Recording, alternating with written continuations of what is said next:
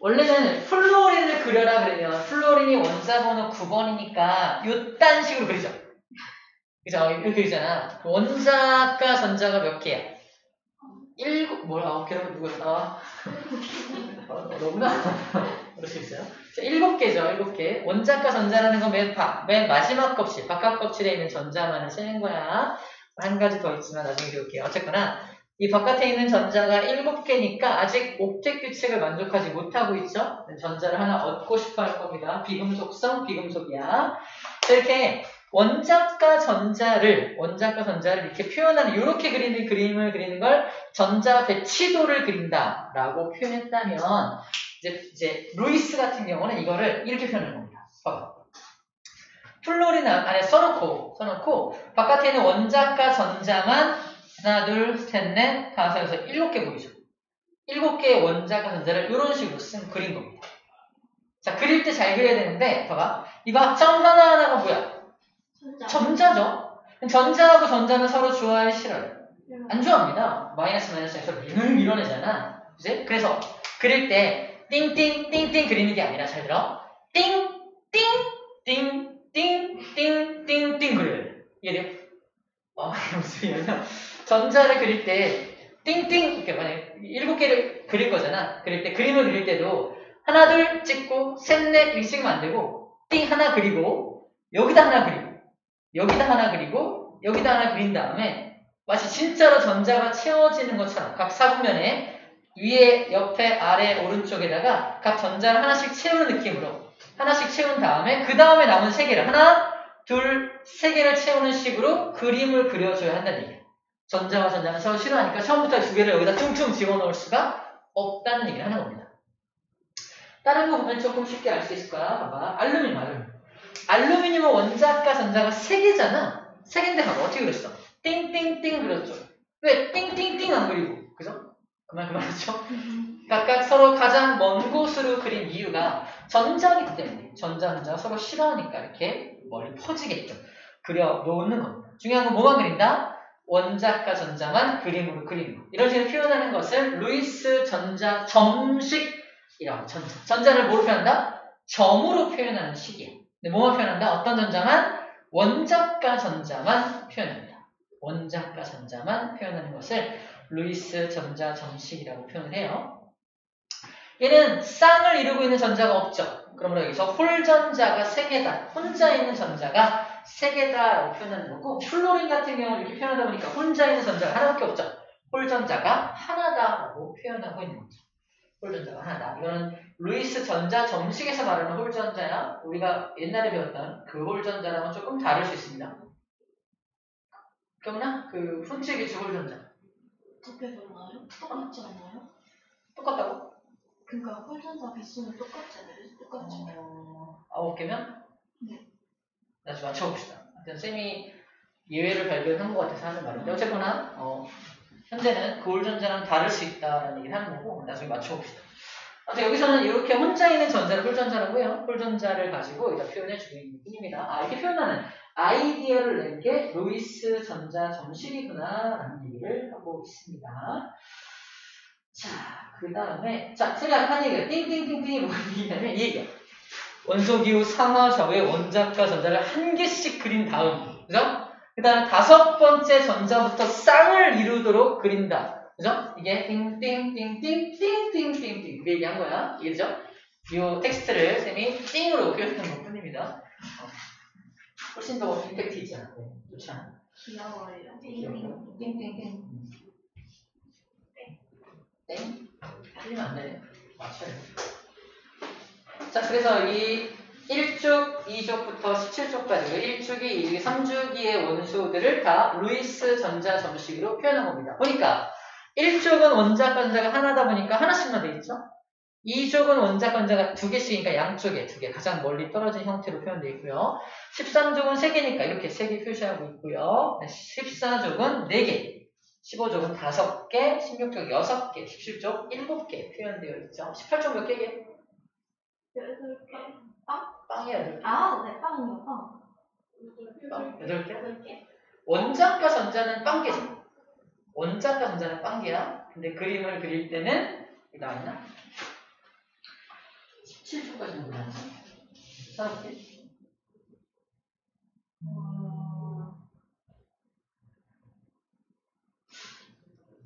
이게 정의가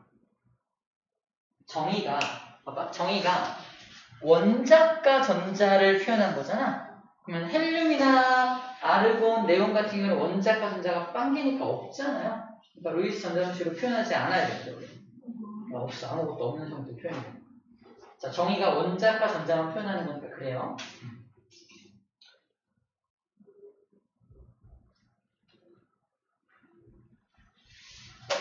통합과학에도 원자과 전자는 배우지 않아요?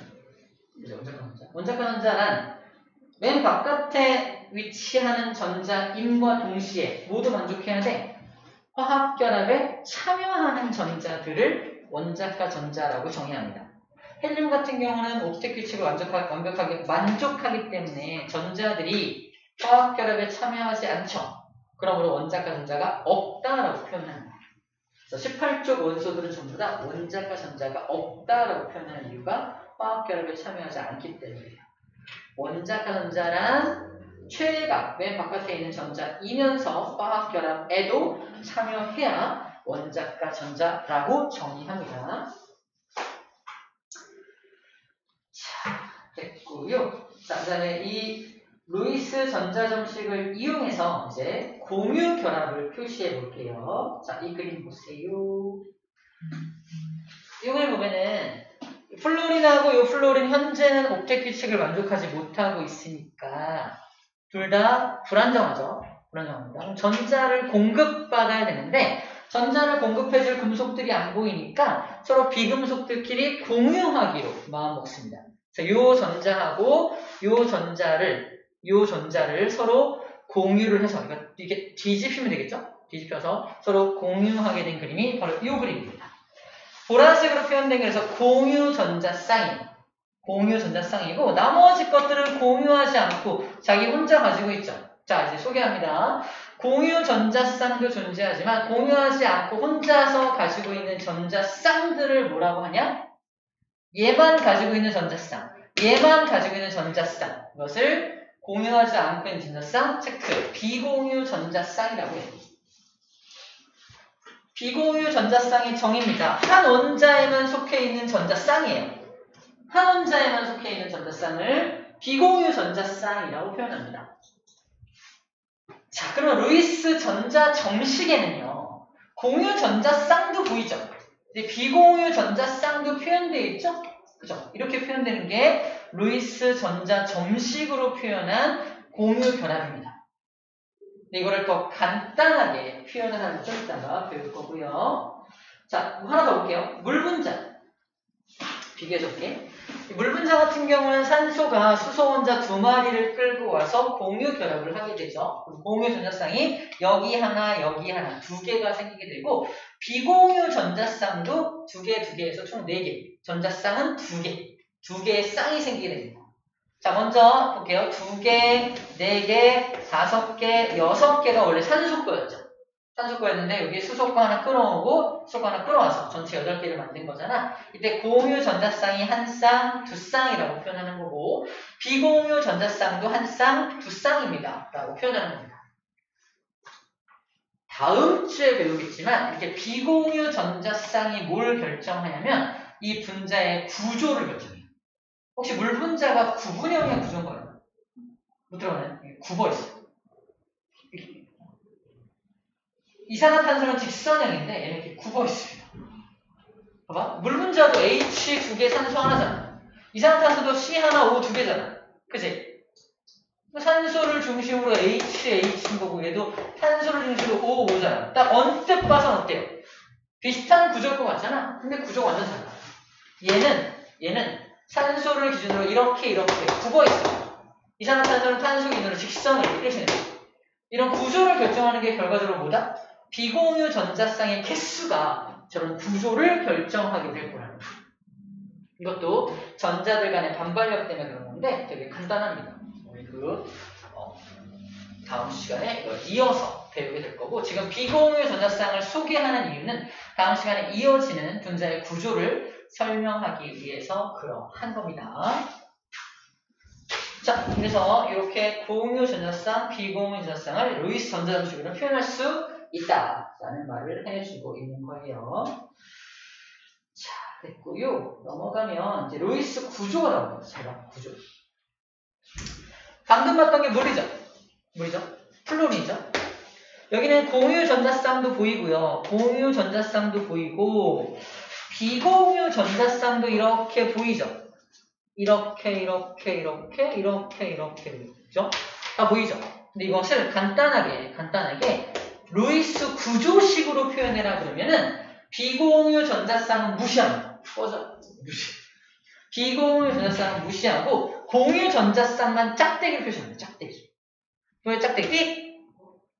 이걸 뭐라고 표현하면 화학자들의 게으름. 이렇게 하죠. 그냥 찍 플로리. 이해돼요? 그럼 비공유 전자쌍 어떻게 합니까? 야, 플로리 몇 번인지 몰라? 알아요. 그릴 수 있어 없어? 있죠. 그래 네가 이런 느낌이에요. 무슨 말인지 알아요? 그러니까 이것만 딱 보고도 우리 이제 뭐 해야 돼? 비공유 전자쌍이 이렇게 있구나라는 것도 알아야 됩니다. 알고서 문제를 풀어야 돼요. 언제 짜증나죠? 그치? 화학자들의 게으름. 플로린의 F2 오케이 끝. 왜 이러지? 플로린과 플로린 이 공유 전자쌍 하나 있네. 이렇게 끝납니다. 이게 표현되는 것을 플로린 F2를 구조식으로 표현한다. 이렇게 합니다. 우리가 화학 처음 배울 때 배웠던 화학식의 종류 중에 구조식이라는 거 배웠잖아.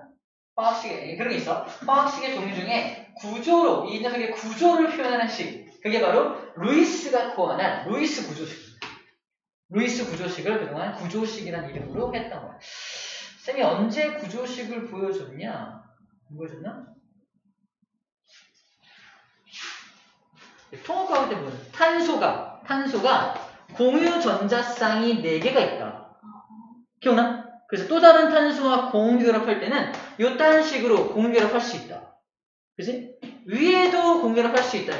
이런 식으로. 이건 가지 구조라고 한다. 얘는 사슬 구조라고 한다. 그치? 이런 거. 얘네들이 이렇게 4개가 있는데 이런 식으로 이렇게 해서 이렇게 고리 구조를 형성하게 된다. 이럴 때 짝대기 그랬던 게 다 뭐다? 결국은 이 공유 결합을 말했던 거. 짝대기 공유 기억은 나나요? 1학년 때도 배웠던 건데 잠깐 나왔었어. 종종 나왔던 그림들이야. 익숙하지 처음 보는 그림들은 아니지. 근데 너무 당연하게 그냥 짝대기인가 보다 했는데 짝대기가 뭐다? 결국은 공유 전자 쌍을 짝대기 하나로 띡 표현하는 거라는 거예요. 우리 이런 말 강사들 이런 말 합니다. 이 짝대기가 그냥 짝대기로 보이면 5등급. 저 짝대기 하나가 전자 2개로 보이면 1, 2등급이라고 말해요. 뭐로 보여요? 1등급이거든요. 전자 2개로 보이죠? 그지? 그렇게 말합니다. 짝대기 딱 보고 나와 전자 2개. 한 쌍의 전자 쌍. 그죠? 이렇게 생각하면 되는 부분이에요. 그냥 표현법. 이렇게 표현하기로 과학자들이 약속한 것들을 우리는 소개받고 있는 거. 이렇게 표현하기로 했어. 너희들도 받아들여야 돼. 여기도 공유 전자쌍만 이렇게 표현하고 있죠. 근데 굳이 이렇게 꺾어지게 그려내는 거예요. 비공유 전자쌍을 고려한 그림입니다. 근데 보이진 않지만 여기에 이 그림이 떠올라야 되는 거지. 이렇게. 이런 식으로 표현하기에 루이스 구조식이라고 불러줍니다. 루이스 구조식으로 해서 짝대기가 공유 전자쌍만을 표현한 것이다 라는 거 알고 넘어가 주면 되겠습니다. 이렇게 짝대기 하나로 그리는 것은 단일 결합이에요. 단일 결합. 한 쌍만 돼 있는 거. 하지만 단일 결합만 있는 게 아니라 2중과 3중 결합도 있는 거 알죠? 이렇게 3개의 전자쌍을 공유하고 있다. 같은 방향에 3개의 전자쌍을 공유하고 있다면 3중 결합. 같은 방향에 2개의 전자쌍을 공유하고 있다면 2중 결합이라고 표현합니다. 2중 결합, 3중 결합도 구조식으로 표현할 수가 있게 됩니다. 전부 다 옵틱 규칙의 근거에서 그림을 그리는 거니까 옵틱 규칙을 잘 알고 있다면 이제 공부하는 건 어렵지 않게 그릴 수가 있습니다. 자, 이제 이온을 한번 표시해 볼게요. 이온. 자, 나트륨 원자입니다. 나트륨 원자는 루이스 전자점식으로 표현하면 이렇게 표현하죠. 1쪽이니까. 얘는 옥텟 규칙을 만족합니까? 아니죠. 하나를 버려야 되죠. 하나를 버려. 팅 버리면 뭐 돼? 혼자 남죠? 그지? 전자 보여 안 보여? 안 보이죠? 전기를 띠죠. 전자를 버렸으니까 플러스 1의 전기를 띠게 되면서 전자 하나를 버린 모습으로 그릴 수가 있습니다. 이걸 나트륨 이온이라고 불러주면 돼요. 점만 하나 빼면 돼요. 근데 음이온은 어떤 거예요? 음이온 봐봐. 염소입니다. 17쪽이니까 원자과 전자 7개예요. 얘는 전자 하나 부족하죠. 전자 하나를 띡 얻었어. 어떻게 돼요? 이렇게 되죠. 그죠? 얘는 그래서 전자 하나를 얻었기 때문에 원래 원자과 전자가 꽉 채워졌으니까 연계가 된 게 맞잖아. 근데 얘는 전자 하나를 얻어서 이렇게 된 거니까 다 표현하고 있어. 그러니까 다 꽉 채워졌어 라는 표현으로 전부 다 그림을 그리고 있습니다. 그렇다면 헬륨도 다 그리지 않을까? 모르겠어요. 확인해 봅시다. 약간 다음 드라마를 기대하게 하는 찌라시랄까? 근데 이렇게 염소는 이렇게 표현하고 있다는 거. 원래 17번인데 아르곤처럼 변한 거죠? 아르곤의 모습을 이렇게 표현하고 있으니까 아마 18쪽도 이렇게 표현하지 않을까 싶긴 하네요. 어쨌건 그래서 8개를 표현하고 있고 전자를 받았으니까 전기를 마이너스 전기를 띄고 있죠? 이게 염화이온을 이제 루이스 전자 정식으로 표현하는 방법이게 되겠습니다. 자, 이온도 저렇게 표현하는구나 라는 거고요. 이제 이온 결합 물질을 만들어 볼게. 이온 결합 물질 이렇게 만듭니다. 나트륨은 전자 하나를 버려서 플러스 양이온 되죠. 보이죠? 그리고 염소 같은 경우는 전자를 얻어서 염화이온이라는 음이온으로 바꾸게 됩니다. 근데 전기를 띠는 모습을 둘이 결합해야 되니까 대가로를 쳐서 플러스 전기 띠고 대가로를 쳐서 마이너스 전기 띈다라고 그림을 그릴 거예요. 이 괄호가 없으면 이 전자가 얘 건지 확인하기 좀 어렵지 않을까요? 그래서 대가로를 쳐서 이온 결합을 표현하기로 했다. 잘 쓰지 않는 표현이긴 한데 아무튼 이렇게 염화나트륨은 이렇게 루이스 전자 정식을 굳이 표현한다면 이런 식으로 그림을 그려야 한다라고 말하고 있는 거예요. 같은 방법으로 여러 가지 이온 결합 물질들을 그림으로 표현하고 있습니다. 이거는 각각의 원자 번호들을 알고 있기 때문에 충분히 그림으로 그릴 수 있는 것들이에요. 어려운 내용은 아닙니다. 자, 여기까지가 전체 루이스에 대한 소개 전체입니다. 문제 좀 풀어봅시다. 약간 좋네요. 추워. 썰렁한 소리는 아닌데 추워. 곧 할 거라서. 끄면 너무 덥고 온도를 살짝 올리고 풍량을 약풍으로.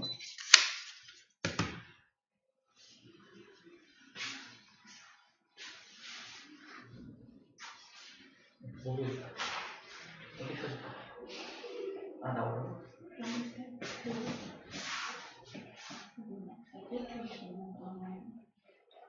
오비탈 같이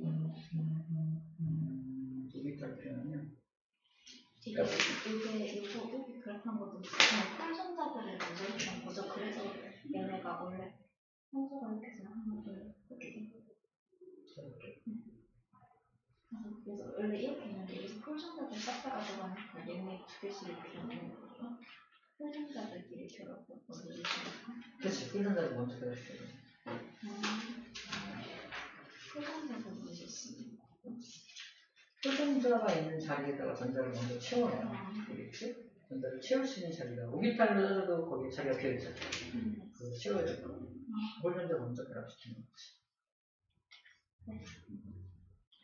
그 홀전자가 저쪽에 저 홀전자랑 완벽하게 호환이 되는지는 확인 좀 해야 될 것 같아요.